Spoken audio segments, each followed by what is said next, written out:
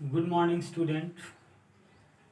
आज क्लास 11 में हम लोग विमीय विश्लेषण चैप्टर के बारे में पढ़ेंगे। ठीक है, तो सबसे पहले विमीय विश्लेषण में हम लोग जानेंगे कि सदिश और अदिश राशियां क्या होती हैं। तो सदिश राशियां क्या होती हैं कि ऐसी राशियां जिनमें दिशा के साथ साथ परिमाण भी होता है, सदिश राशियां कहलाती हैं। जैसे वेग, विस्थापन, बल, बलाघूर्ण, संवेग आदि ये सभी क्या हैं? सदिश राशियां। ठीक है, इसके बाद अदिश राशियां क्या होती हैं कि वे राशियां जिनमें परिमाण तो होता है लेकिन दिशा नहीं होती है। जिनमें परिमाण तो होता है लेकिन दिशा नहीं होती है, अदिश राशियां कहलाती हैं। और अदिश राशियां वे होती हैं जैसे द्रव्यमान, चाल, समय, दूरी, ये सभी क्या हैं? अदिश राशियां। ठीक है, तो इन्हीं के द्वारा हम क्या करेंगे जाके कि मूल राशियां, व्युत्पन्न राशियां और मूल राशियों की जो मात्रक, मूल मात्रक का अध्ययन करके विमा ज्ञात करेंगे। ठीक है, तो सबसे पहले हमें पता होना चाहिए कि मूल राशियां क्या होती हैं। तो मूल राशियां क्या होती हैं कि जो मूल राशियां होती हैं पूर्ण रूप से स्वतंत्र राशियां होती हैं। मतलब मूल राशि किसी अन्य राशि पर निर्भर नहीं करती है।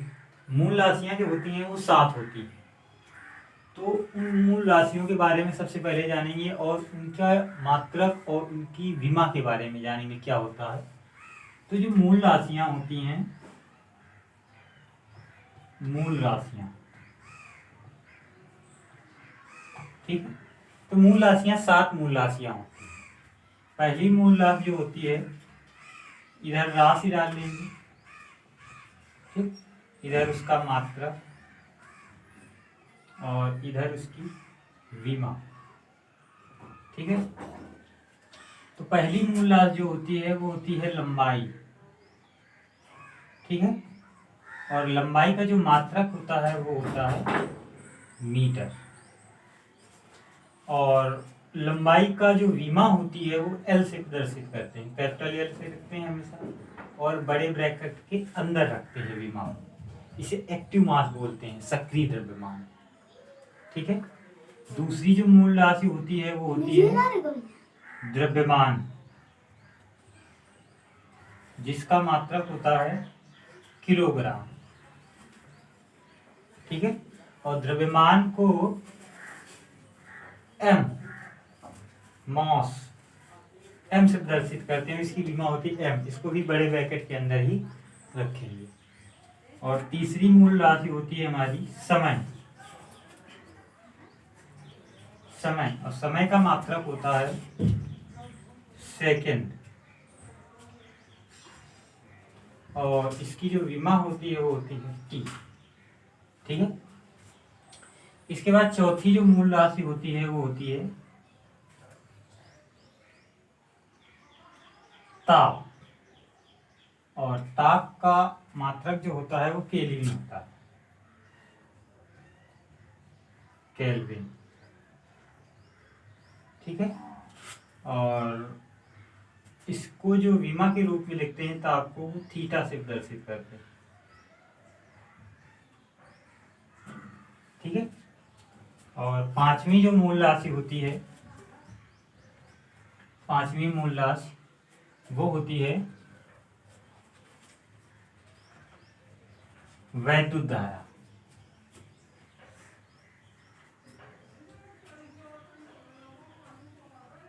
ठीक है, वैद्युत धारा का मात्रक जो होता है वो होता है एम्पियर। ठीक है, और एम्पियर का जो विमीय सूत्र होता है वो होता है ए। ठीक, और छठवीं जो मूल राशि होती है वो होती है पदार्थ की मात्रा।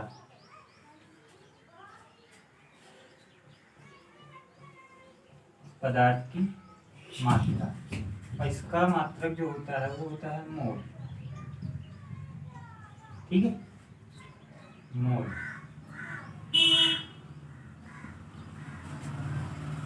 और इसका विमीय सूत्र नहीं लिखते हैं, ठीक है। पदार्थ की मात्रा का मोल मात्रक होता है, लेकिन विमीय सूत्र नहीं लिखते हैं।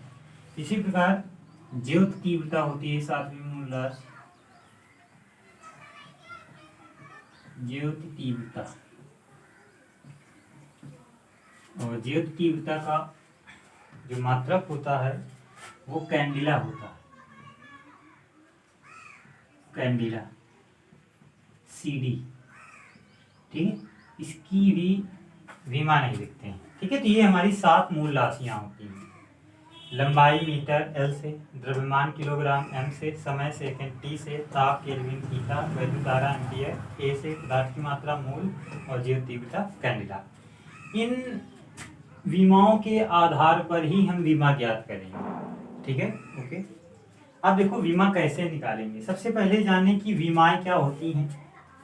तो विमाएं वे घातें होती हैं, विमाएं वे घातें होती हैं जो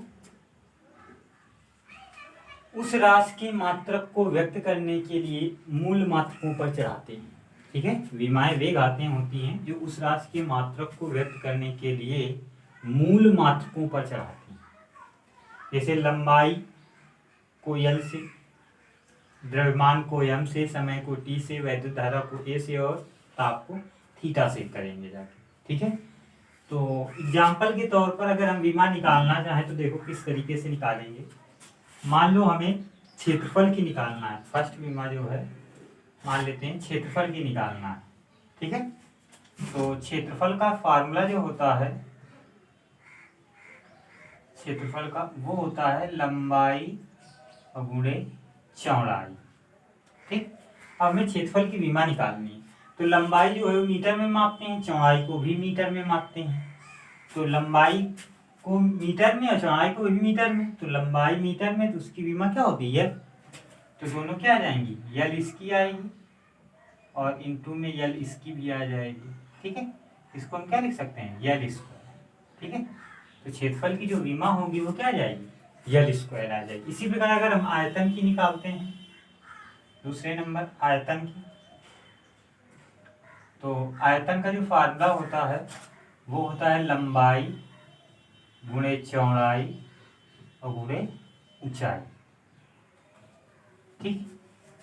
तो लंबाई चौड़ाई ऊंचाई सभी को हम मीटर में मापते हैं, सबकी विमा क्या होगी, यल। तो यल इंटू यल इंटू यल क्या हो जाएगा, यल क्यूब हो जाएगा, यल की पावर में 3 हो जाएगा, ठीक है। इसी प्रकार थर्ड नंबर है, तो थर्ड नंबर में क्या करेंगे जाके, थर्ड नंबर में क्या करेंगे, मान लेते हैं कि आयतन के बाद हम वेग की विमा निकालते हैं, ठीक है। वेग की विमा निकालते हैं, वेग। तो सबसे पहले हमें वेग का फार्मूला पता होना चाहिए। हम जानते हैं कि एकांक समय में तय किए गए विस्थापन को क्या कहते हैं, वेग कहते हैं। तो वेग का फार्मूला जो होता है, वेग बराबर होता है विस्थापन बटे समय, विस्थापन बटे समय। विस्थापन क्या है, एक प्रकार की दूरी है लेकिन निश्चित दिशा में होती है, सदिश राशि होती है। तो विस्थापन को भी हम मीटर में मापेंगे, तो इसकी जो विमा आएगी वो यल आएगी। और समय की विमा होती है क्या, टी, तो उसके स्थान पे टी रख देंगे। अब नीचे टी है, ऊपर जाएगा तो उसकी पावर माइनस हो जाएगी, तो जो विमा आ जाएगी वो आ जाएगी एल टी की पावर -1, ठीक है। तो ये आ जाएगी वेग की विमा। इसी प्रकार अगर हम त्वरण की विमा निकालें, त्वरण, तो हम जानते हैं वेग परिवर्तन की दर को त्वरण कहते हैं। तो त्वरण बराबर होता है वेग बटे समय। तो वेग की विमा हम लोग निकाल चुके हैं। वेग की विमा होती है क्या, एल टी की पावर -1 और समय की होती है टी। तो ये आ जाएगा एल टी की पावर -1 और समय की होती है टी। तो ये टी ऊपर जाएगा तो क्या आ जाएगा, एल टी की पावर -2 आ जाएगा, एल टी की पावर -2, ठीक है। इसी प्रकार अगर हम बल की विमा निकालते हैं, बल की, तो बल बराबर होता है द्रव्यमान गुणे त्वरण। ठीक है, तो द्रव्यमान की जो विमा होती है वो होती है m, और त्वरण की अभी हम लोगों ने निकाला है क्या था, L(t⁻²). इसको हल करेंगे तो आ जाएगा mL(t⁻²). तो इस तरीके से बल की विमा आ जाएगी। ठीक है, इस तरीके से हम सभी विमाएं निकाल सकते हैं। मान लो जैसे कार्य की निकालनी है, तो हम जानते हैं कार्य का जो फार्मूला होता है, कार्य बराबर होता है बल गुणे विस्थापन। ठीक है, कार्य बराबर होता है बल गुणे विस्थापन। तो बल की विमा हम लोग निकाल चुके हैं, वो होती है mL(t⁻²), और विस्थापन भी दूरी है, इसकी विमा क्या होगी, यल होगी। ठीक है, तो यल और यल जुड़ जाएंगी पावर, तो क्या हो जाएगा mL²t⁻²। ज्यादा बड़ा भैया ना। तो कार्य की जो विमा होगी वो mL²t⁻² आ जाएगी। और ये जो विमा होगी वो, ये जो विमा है वो ऊर्जा की भी होती है, चाहे वो गतिज ऊर्जा हो या स्थितिज ऊर्जा हो, और कार्य, इसकी विमा तीनों समान होती है। ठीक है, क्योंकि किया गया कार्य ही ऊर्जा के रूप में संचित हो जाता है। अगर निकालना चाहते हो तो निकाल सकते हो। गतिज ऊर्जा का फार्मूला होता है K बराबर ½ mv², उससे निकाल लेंगे। और स्थितिज ऊर्जा की अगर निकालना चाहें तो स्थितिज ऊर्जा का फार्मूला होता है U बराबर mgh, उससे भी निकाल सकते हैं। तो बुक में जो विमाएं दी गई, इस आधार पर हम लोग विमाएं निकालेंगे जाके। तो सभी लोग फेयर में जितना बताया है उसको लिख लेंगे, और जो विमाएं बुक में दी गई हैं उसको भी कर लेंगे। ठीक है, जिस तरीके से हमने निकालनी बताई है, फार्मूला रखेंगे, उसकी विमा रखेंगे और निकालते चले जाएंगे। ठीक है, थैंक यू। और अगला वीडियो नेक्स्ट डे आएगा।